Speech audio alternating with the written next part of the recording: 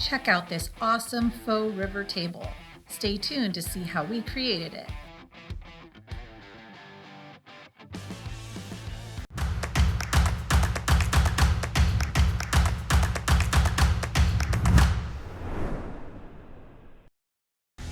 All right, so what we're doing right now is we're going to give you an example of how to properly mortise out for the faux river table.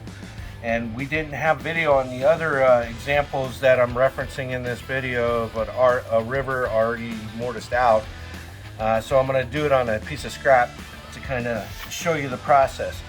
Now I have a flush trim router bit with the top bearing, and all I'm doing is backing that down, and I'm going to use it as a mortising bit, and I've already set it for 1/4 inch. That's exactly what this river table over here. So that was mortised at 1/4 inch, and even on the side. So we do some side mortising. All right, that way we can have that through and through look whenever we do our epoxy pour. We'll get into that a little bit later about that process. So as far as doing your river, you're really essentially just drawing it out how you want your river to look. Okay, just like that. So you want to make it look like 2 slabs separated here. There'd be like some knotting right here, and just general curvature of a slab.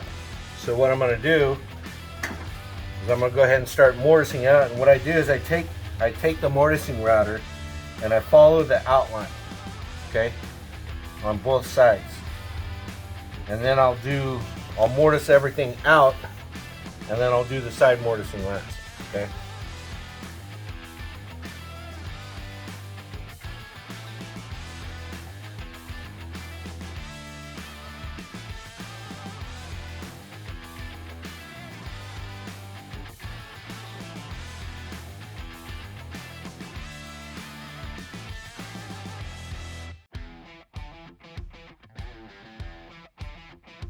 So that's one side. Now we'll do the other side.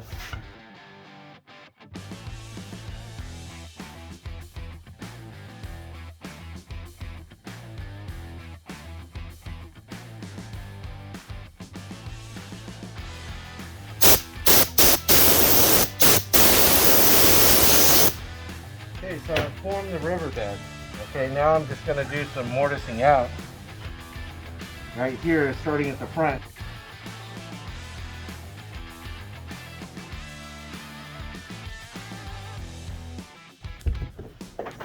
So there's the example. And we'll just do this process all the way throughout the river. So what I can do now is I'm going to show the side mortising.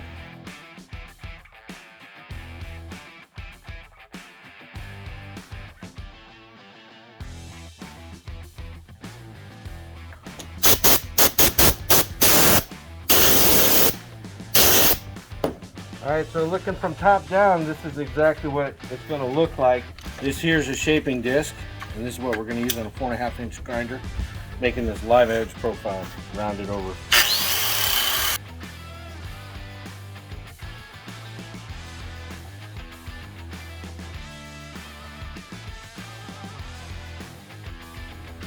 Alright, second step to that shaping process is using a 50 grit flat weld. I'll show you how it's done.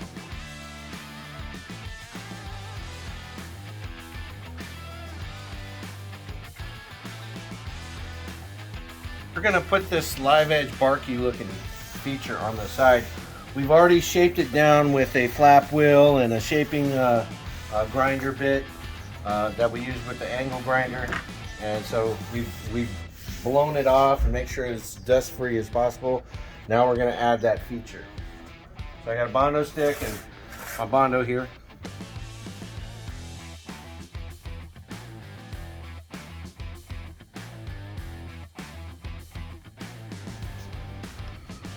Going across the putty like that. Now I'm just mixing it in.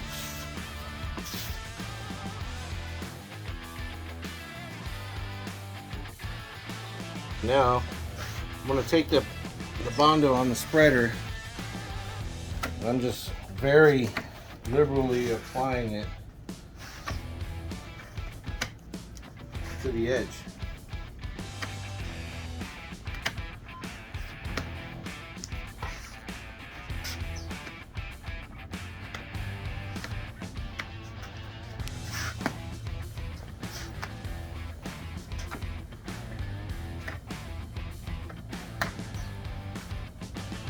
this is the creative part. Taking my hand, I'm just kind of smooth, just dragging my hands along the edges and the bottom. You can see it's already kind of starting to take shape and get some barky looking features on here. Little chigger looks. Now some live edge tables you can debark and get a debarked look, nice and smooth like how we had it prepped before. But Stacy wanted something with a bit of wood-like features in it. So that's what we're doing. I'm just filling all the voids, making sure I got good coverage with the Bondo. Okay, see this? I'm just very lightly dragging my hands across to create this dimension and look.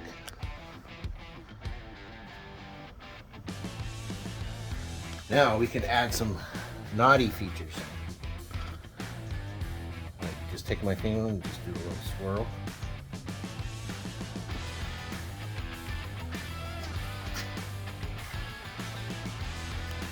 Very lightly touching it, enough just to get a good little grab on the Bondo.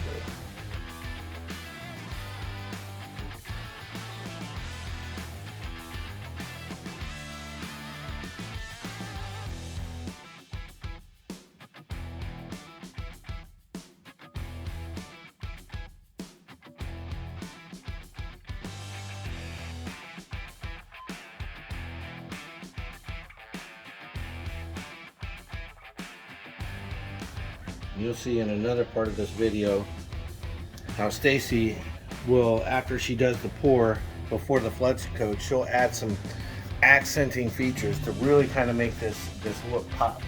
So we're going to let this side set up, then we're going to do the other side, and then we'll come back and we'll start sanding. I'll show you how delicate you got to be for this sanding process. Okay. All right, so we've allowed enough time for this Bondo to cure, and we've put all the features on it that we showed in the last section of our video. So now this is nice and cured. We're going to go ahead and start sanding it so that way we can further refine these details. And I'll start by sanding off the top and then just kind of rounding it over going this way. And then once the top is done, I'll flip this piece over and I'll sand the bottom out, okay?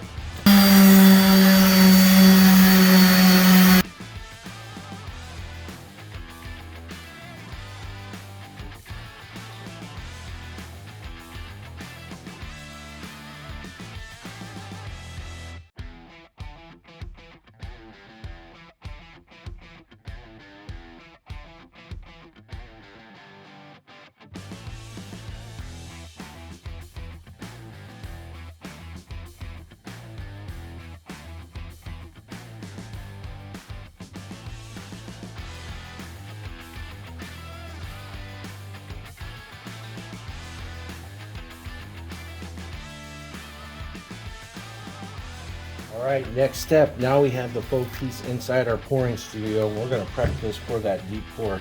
It's only a 1/4 inch, but we're calling it a deep pour for the purpose of this video. So I have the edges of this counter and I have this prep as I do all my normal countertops. I'm not going to route anything with a round over until after this river's been poured and the top piece has been poured. In order to make sure that the epoxy from the river portion of the pour doesn't touch the raw MDF, we are going to apply Tyvek tape to all of the edges.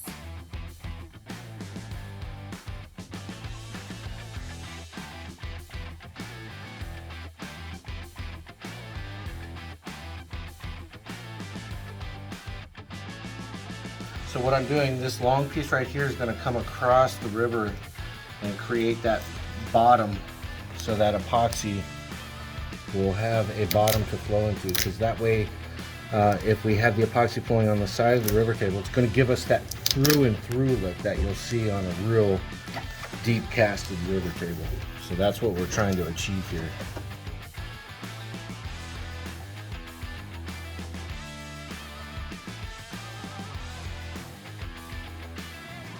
And this piece is going to be part of our dam.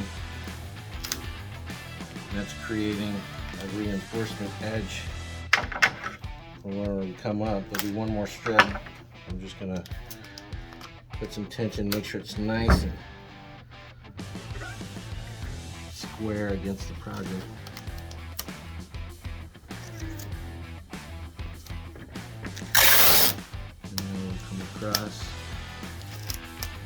again. Put these pieces together to bond.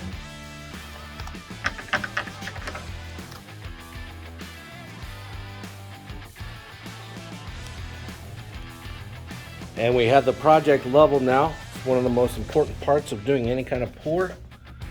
And we'll be right back. We're going to go over to the mixing table and see what Stacy's doing. All right, we are ready for the pour. We are using bright blue-green from Stone Coat Countertops. What I've done is put our B into our bucket first, and I'm just pre-mixing this, and that just helps it incorporate a little bit easier into the epoxy before I put my A in. The second is an Amazon color called teal, just teal. And you can see what color that looks like.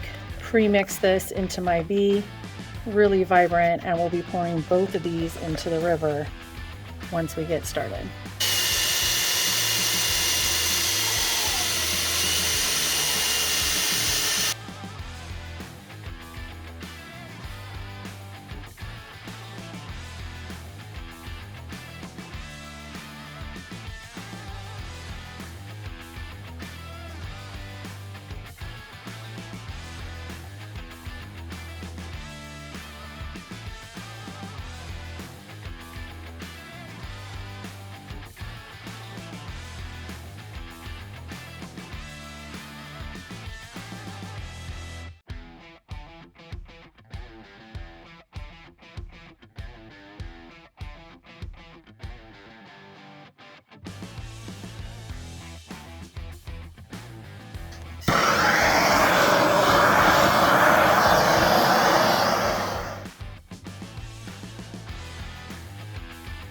We're gonna just sand down this resin that's absorbed into the wood. So let's get going.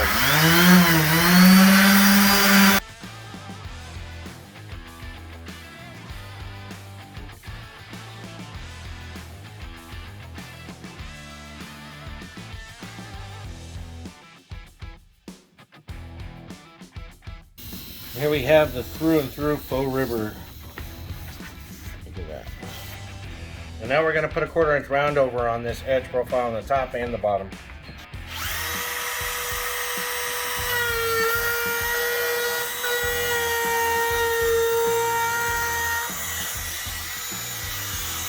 And just like our normal counters, we're going to use a palm sander with some 220 on it to do a manual rounding over to smooth that router transition. And just coming down and swiping straight down.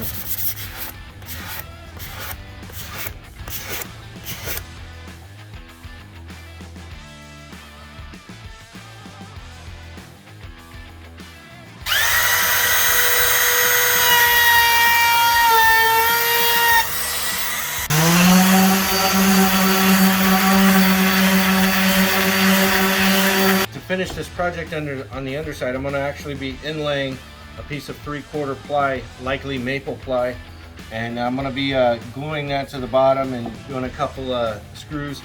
The reason why I'm using ply for the underside inlay is whenever I go to use threaded inserts to mount my base to, I want it to be able to hold, because if I were to use MDF, there is a potential that the threaded inserts won't hold well. So what I'm going to do for here is I have some espresso brown Behr paint primer. I'm just going to offload some of this because I'm only hitting the edges and the inside edge of this river table here.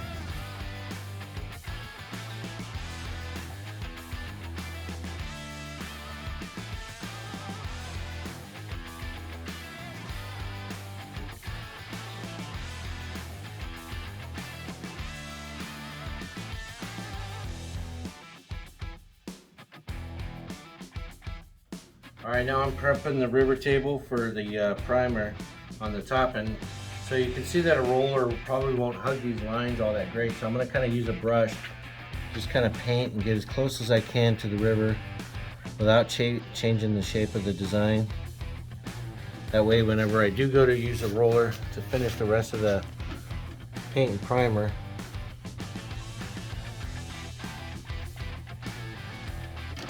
I'm not going to run into the river.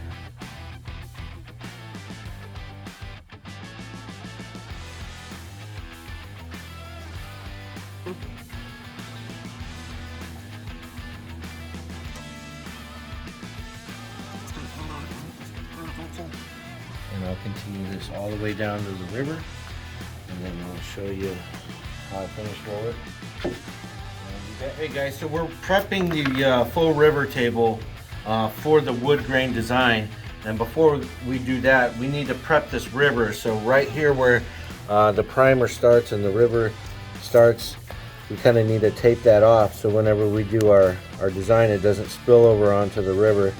And we'll be managing this for about 4.5 hours usually, and then what we'll do is we'll pull the tape.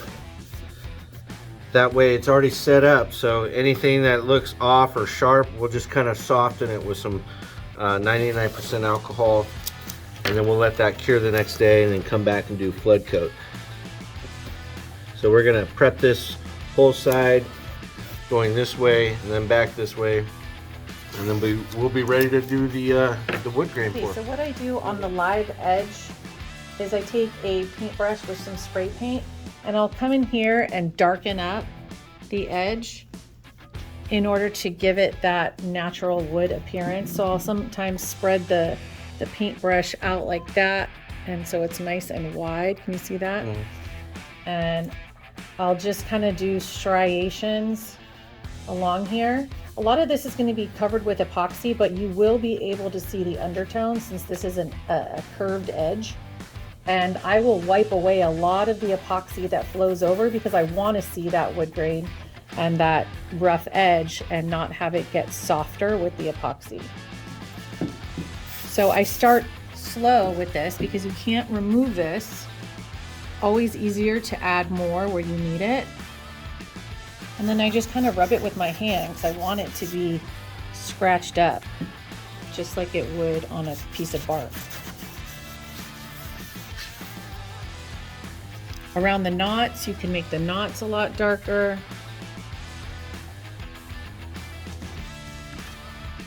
And you could even do a little of this after you do your first color coat, which is usually what I do because there's still some of these effects that go away that I want to add back in. And so I usually will hand paint some of the edge before I do the flood coat the next day. That way I don't make it too dark, just in case. As you can see, it's all about making it look as natural as possible. So we'll finish this up and then get started on the pour. All right, we're ready to start the pour. And so we have mixed up about 5 ounces per square foot. I like to have a little extra when I do my striations because you're gonna lose a little in your cup, and I wanna make sure I have enough to cover the surface. I have mixed in this cup dark taupe spray paint, espresso spray paint, dark bronze mica powder from Stone Coat, dark bronze spray paint, this is a hammered version, and like 2 drops of the dark brown Alumilite dye.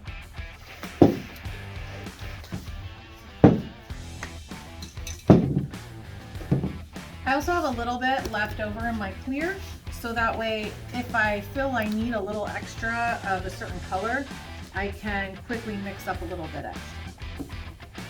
All right, so I'm gonna start with my darkest color, which is the Alumilite dye. And I am going to pour that in a linear fashion. Always making sure you drip off your edge a bit.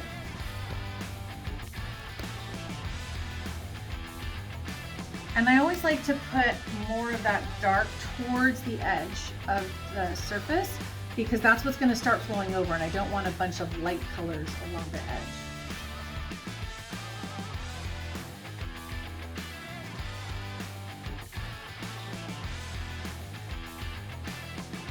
So next I've got my espresso spray paint. Espresso has a little hint of that warm red color.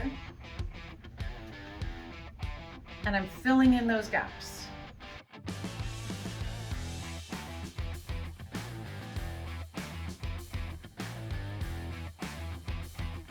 Now, when you start your colors, now I've started twice off of one side.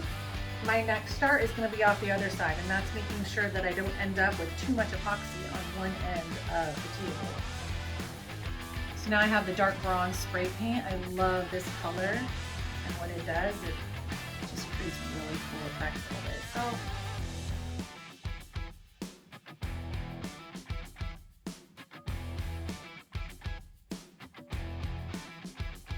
And we've got, this is the dark bronze mica powder.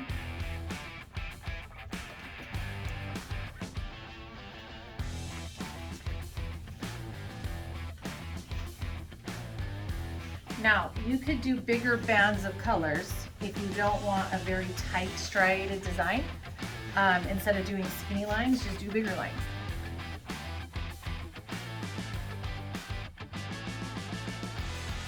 And lastly is my lightest color, which is the dark taupe. And I also have some black spray paint that I'll use towards the end of the pour. So here I'm just going to fill in where it needs it.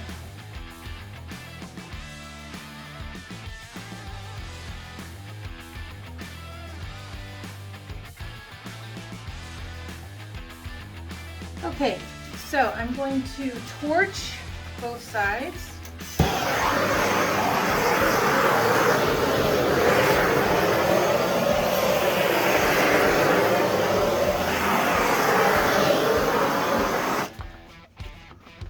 I should mention that this is using Stone Coat Craft Coat for this because I'm not using any light or white colors.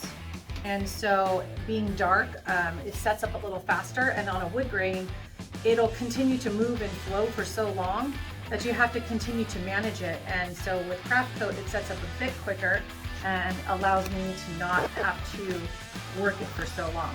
So what I'm gonna do here, before I start using my stick to striate, I'm gonna just with my fingers, run it between any of those empty spots. Okay, I'm not too worried about what touches what because it's all gonna flow together, but I don't want any dry spots when I start striating. So I'm just filling in any gaps just by a light touch. I'm gonna start pushing that over that river area a little bit. Make sure we have enough towards the edge or the bank or whatever you wanna call it.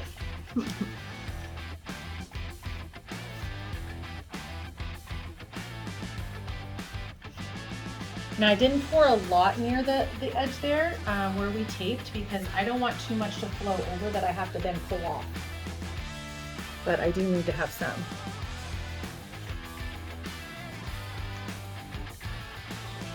Now on this edge, if you want to come take a look over here or over here, in order to, because this is a pretty thick edge, I'm going to help it start to flow with what's already on the table. So that way, when I start striating, it has epoxy underneath it to allow it to continue to flow over, since epoxy only goes where it's been. So I'm not worried about ruining any lines because that's all going to continue to flow over as I push it over. And I'm going to go ahead and do that on the other side.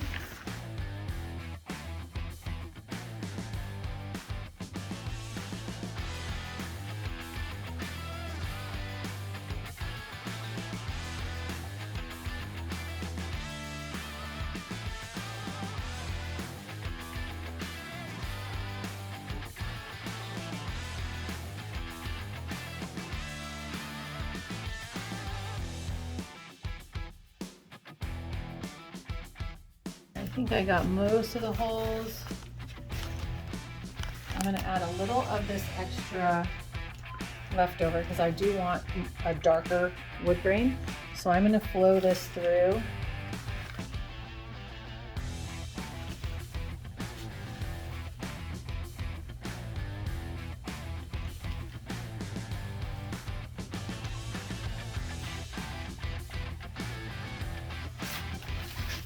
And on the other side.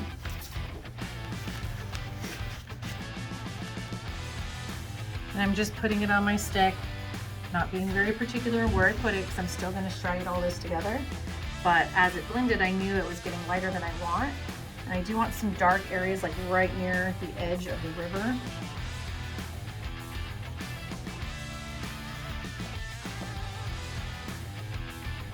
And you know what? I'm going to keep a little bit extra in my cup. So if I feel like I need a little darkness somewhere, I have something to use.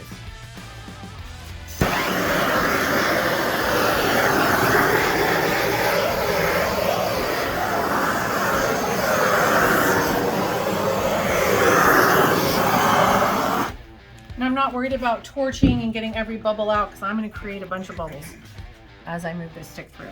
So this is how I hold my stick, okay? 2 fingers in front, 1 in the back. Very delicate touch. I'm not going flat because I don't want big areas. I want perpendicular to the surface. Now you can go all the way across and go all the way across like that, or you can do short lines. Really depends on the kind of look you're going for. I like to start with the long lines and then go in with some short striations to create some additional effects. Makes it almost look like it's knotting by itself. Now, make sure when you're doing the striation that you are watching the angle in which you are holding your stick and how you're moving it, because it's easy to make rainbows instead of straight lines. So often it's helpful to have someone assist you and stand at the end of the table and tell you, hey, this is going a little curved, straighten out your hand. That's a pro tip. So here I'm starting to move this through in shorter striations now to blend it. I don't want any big chunks of color. See how that lightness here? I don't want that, okay? Often I'll take whatever's on the table too, just on my stick. I'm gonna pull that through.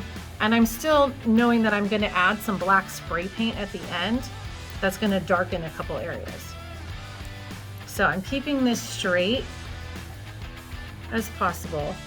And you can see what it's doing. It's gonna already create its own slight knotting effect.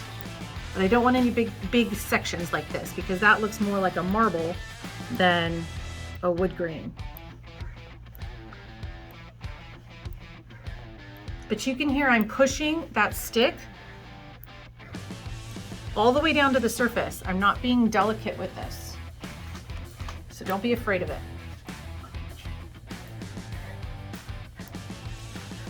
Now you don't want to overblend. There is such a thing because then it'll all become pretty much one color. So get your striations in, and you're going to still manage this for quite some time because again, in just a bit, it's going to soften and it's going to look more like a marble. And so I'll have to come in here periodically with my stick to make sure everything still looks like it's a straight line and didn't become a marble.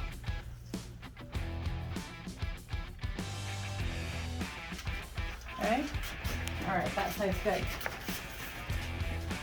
Additionally, you do not want to overheat a wood grain because when you add heat, you are going to make that epoxy continue to spread and move, and you don't want that. You want this to set up. Don't get too concerned about every little section to start. You're going to continue to mess with this for quite some time.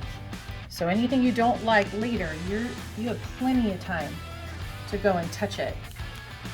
What I want to point out here, on the front edge, you can see it's starting to look more like a marble. Can you catch that over here? The separation of color?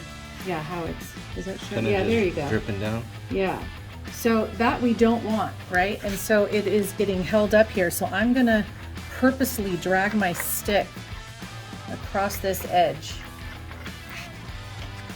to push this in. And towards the end, after this has been set up for quite some time, I'll go in even with a little black on my stick on the spray paint and push that into this edge too. But it's moving too much for you to do that. So this is going to continue to happen for the next, hour or two. So don't be nervous when you go, oh, I just did that and look, but you can't, this is not a design you can do it and walk away. You have to manage a wood grain. And so I'm just pushing in those colors anywhere I saw it was kind of catching, pushing that in to that edge to help it flow.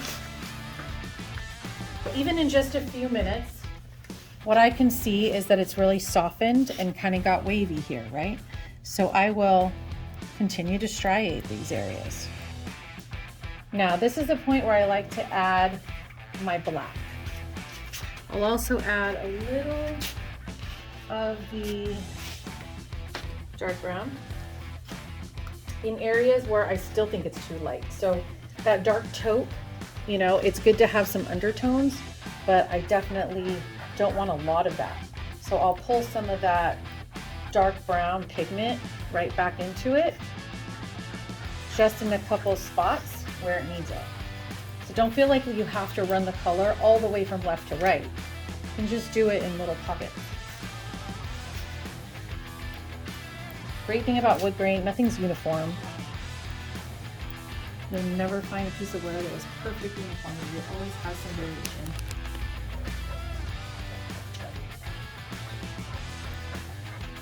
And when you add more epoxy, it's going to spread out. So that's why I say you have to continue to work this. So when I do my spray paint now,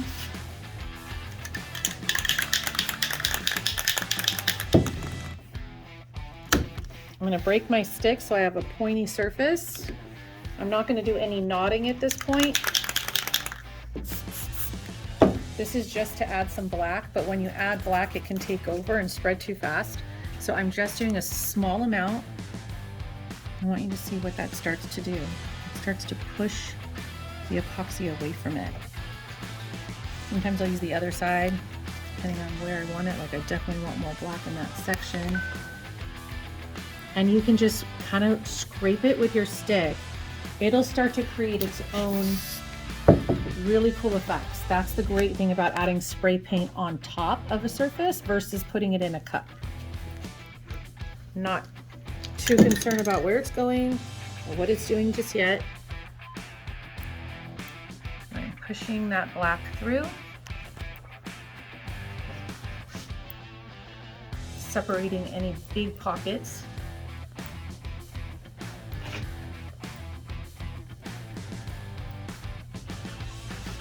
Because I want to see that color underneath. That's what it's going to start to create its own version of knots just by doing that, by adding in the black and having it spread out.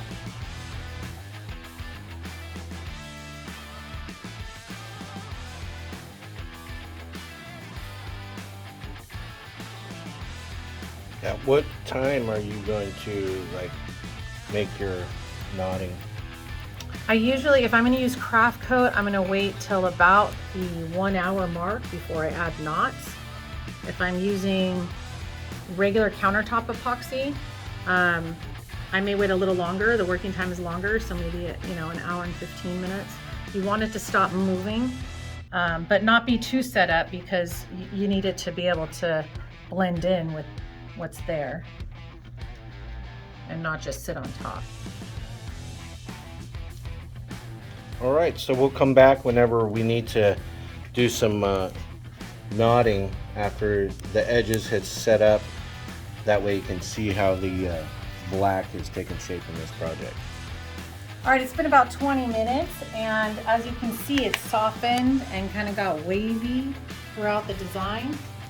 And it's much more set up because it's that craft coat. So all in all, it's been about 45 minutes, closer to an hour since we mixed. And so I'm just coming in here and gently running my stick through again to get those striations a little straighter where I want them. I could still do short runs because that'll create some of that natural knotting. But I want to make sure that I don't have a marble at the end of this. I still want it to look like wood.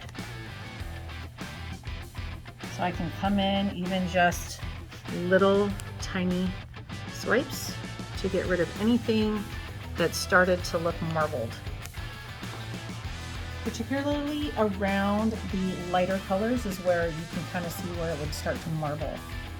You see it more. Still using a very light touch.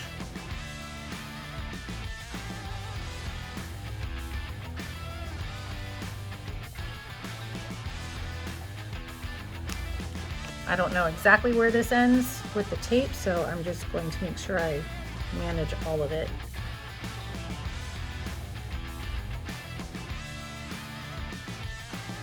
So this is getting everything a little straighter, and then I'll do a couple knots with the spray paint just to show you how that's done. I don't always do that process because I feel like going back and forth this way already creates a lot of its own knotting effects, just naturally with the colors. But I'll show you if you wanted distinct knots, how that'll look. And again, like what a cool design this is, right? If you were going for a marbled look. So on a whole nother project, if you did this and walked away, that creates a really cool design because all of the mica powders and the spray paints and the paste are all interacting and creates a really cool look. Not necessarily what we're going for on this. So this is where I'm going to start striating and bringing back in my straight lines. And you can see on here, right, how much thicker that is than where we started.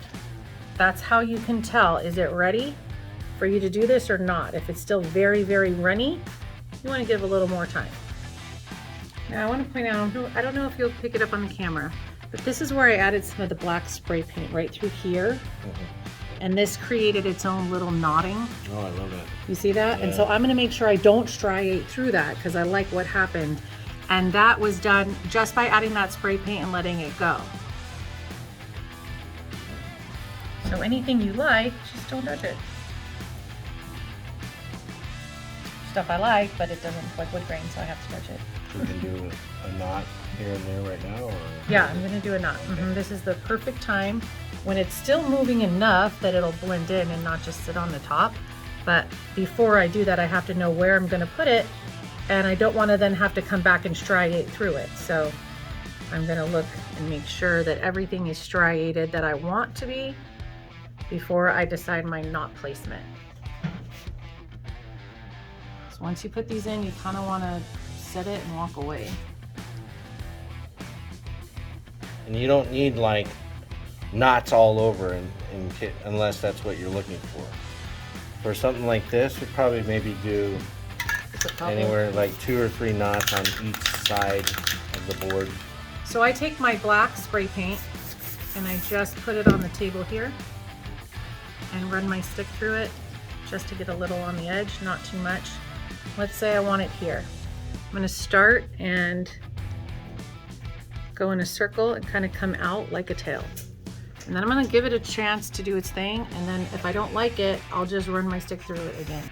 Now another way to do the knotting, which is a little less distinct, is just running your stick in that general fashion, right? A slight circle and then move it. That'll, with that spray paint, it'll start to interact without it becoming too dark. So like here, I don't like that. That just looks like a black blob. So I'm gonna push that through a little more, and that'll create a knot. Just what I did. You're just kind of stretching it out a little. Yes, yes, I like it more natural, and that spray paint still is gonna do its own thing. When I give it a chance to work, that'll create its own knotting. This creates its own knotting, all without having to add too much. All right, it's time to pull tape. And so we are going to do this and then smooth out the transition with a little bit of alcohol, because there's going to be some of this epoxy that flows over, and which is okay, but we still need it to look like the edge of a slab and not be super jagged.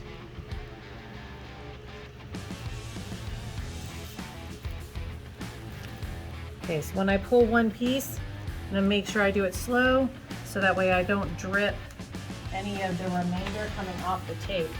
All right, on this edge, we have already wiped the edge of the wood grain with a paper towel and alcohol to straighten up any jagged edges, and I'm gonna do the same thing here and show you how it's done. So I'm just going across it, following the line. And anywhere that's kind of jagged, I'm gonna push the epoxy into it so it creates the flow. Even if it's a little on top of your river, that's okay, because you can't tell. But as long as there's no weird jagged marks, they're okay. And then I'll go through the center and wipe off any little bits of epoxy that might have flung into it, just to clean it up so I don't have to worry about sanding too much before we do the flood coat. Just pushing it gently, following the line. And my paper towel is pretty saturated with alcohol. Okay, so if there's any leftover jagged areas or epoxy that you want to get rid of, saturate a Q-tip. I'm sure it's not drippy. And you can just rub it gently along the ridge.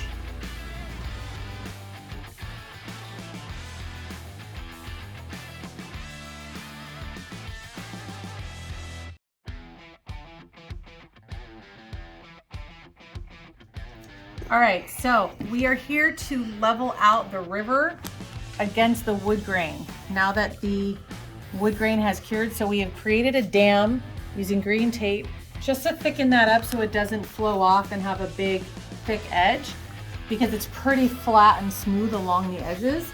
But you can see there's a little bit of a lip here. So before we do the full-on flood coat, we're gonna pour some clear.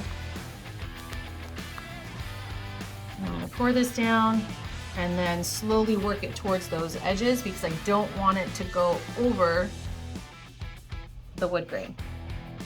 I'm just using any remnants that I have in the cup just to go along that edge to make sure that it's as high as I can get it before it goes over.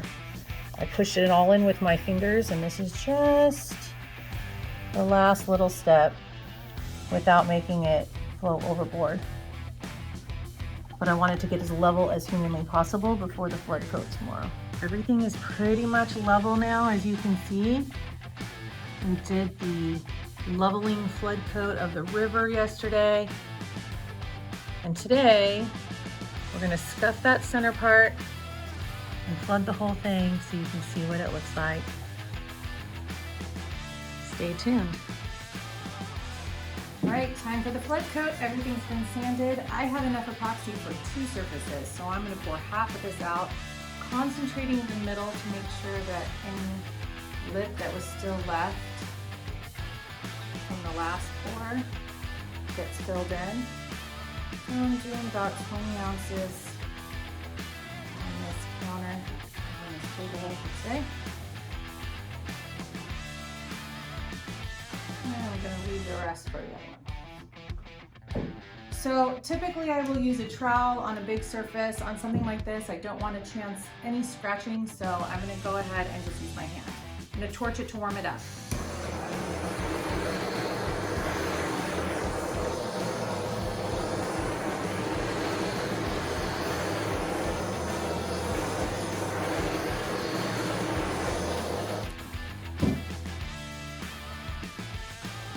It's a bit cold in my shop this morning. I may have to torch a little more. Now, I don't want a ton of epoxy on the edge of the live edge because I don't want to cover up the texture. So I'm gonna rub my edges, but not too much.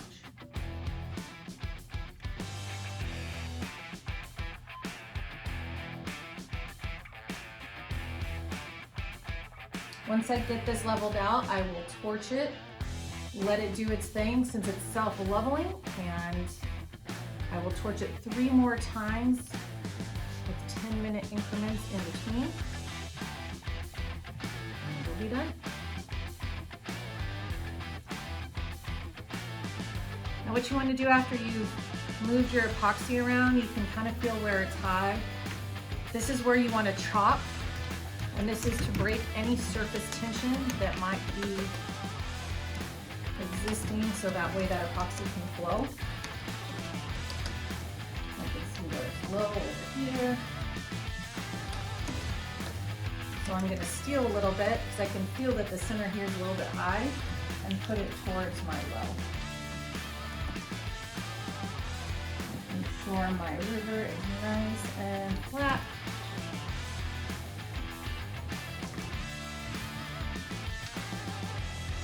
Rub my edges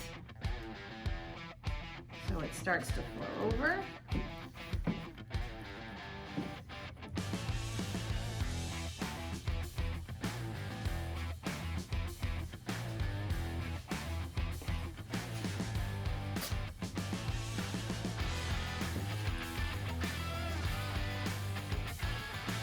As you can see, I'm just putting a little bit on that edge. It's going to flow over on its own.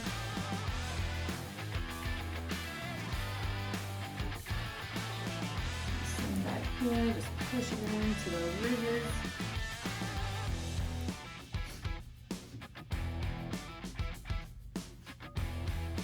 Now we're going to torch.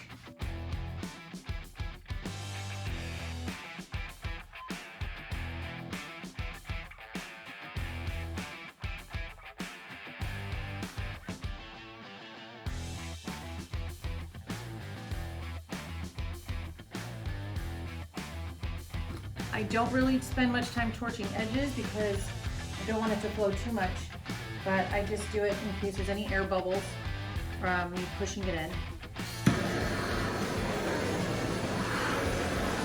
Once you torch, you'll see air bubbles start popping up again. That's why you do it 3 times, to make sure that nothing else is coming up.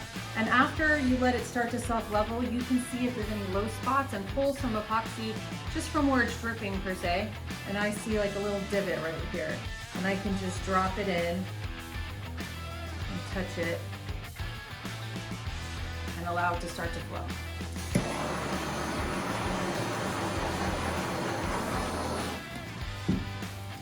And that's it.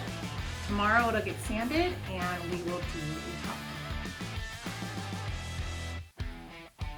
We are applying Stone Coat Countertop's Ultimate Top Coat in Natural Finish. We apply using a 1/4 inch nap mini roller.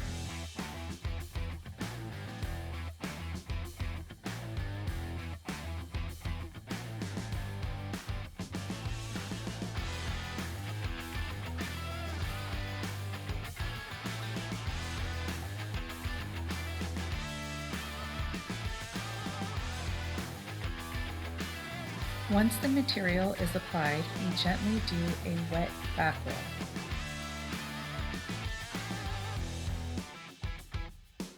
Now we start to push the material into the edges. We don't do this before we wet back roll because it will indent your roller.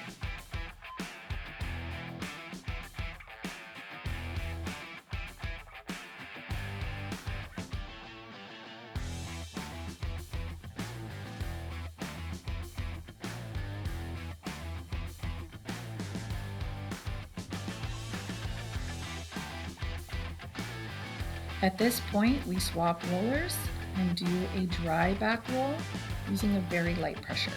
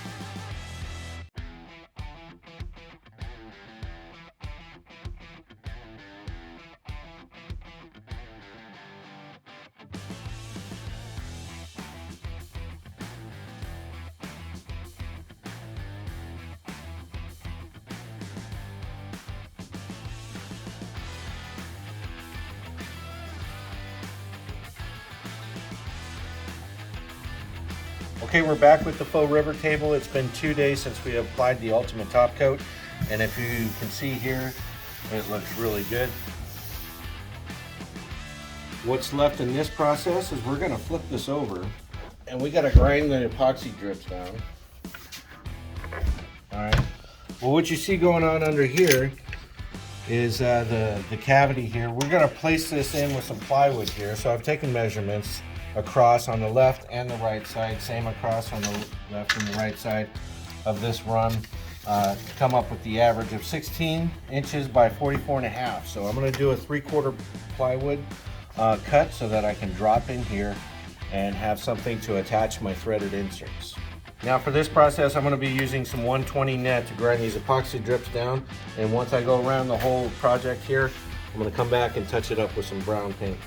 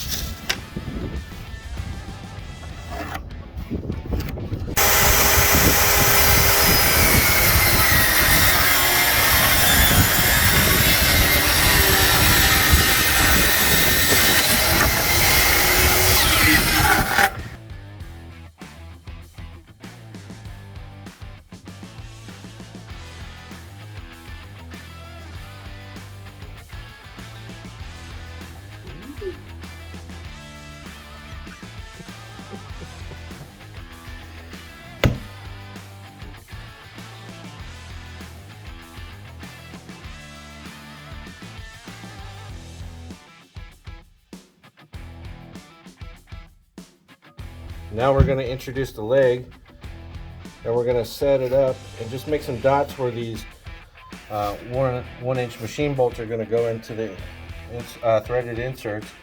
But I'm just going to put a little dot right here.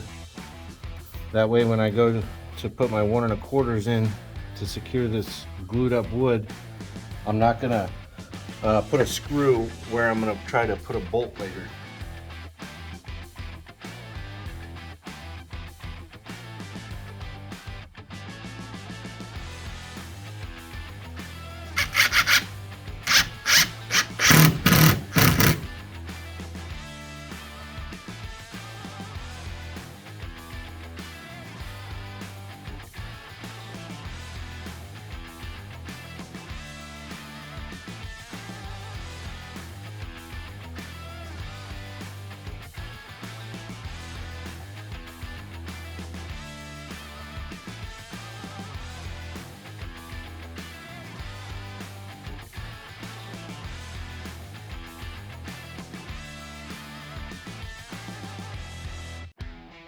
All right, to get these threaded inserts in the project here, we're using a chuck drill with a 3/8 drill bit, and you can use a stop collar right here, but all we're doing is I chose to use some tape and mark it right there for the depth of that, because that's as far as I want to go. I don't want to risk punching through.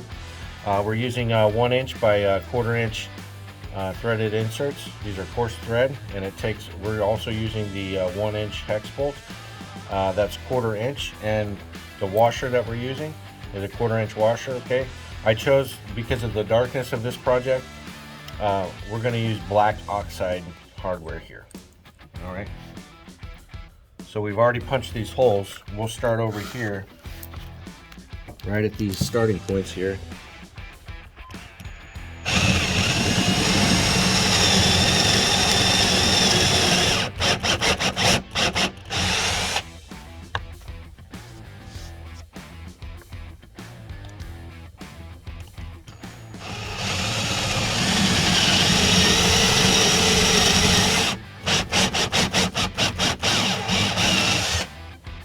We're going to vacuum up some of these wood shavings here, and we'll place the base up here.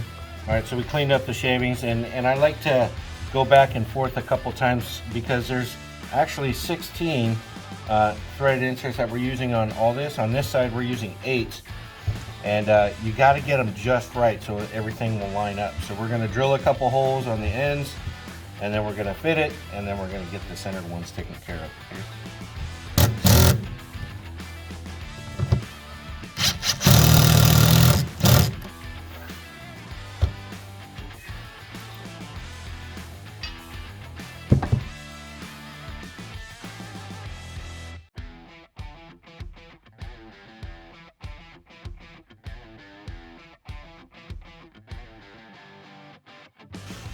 Now once we've got this finger tight, we can go ahead and tighten it down manually the rest of the way. I have used a ratchet and socket in the past.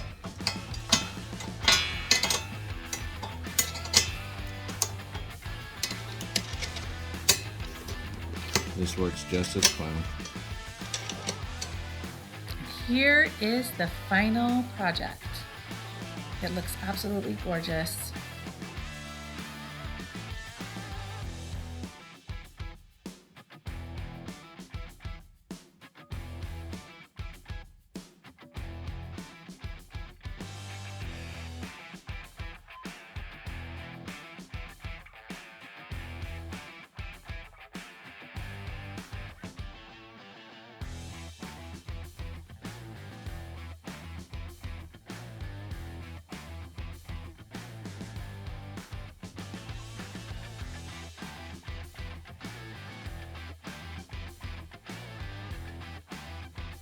We hope you enjoyed this video. Don't forget to share, like, and subscribe.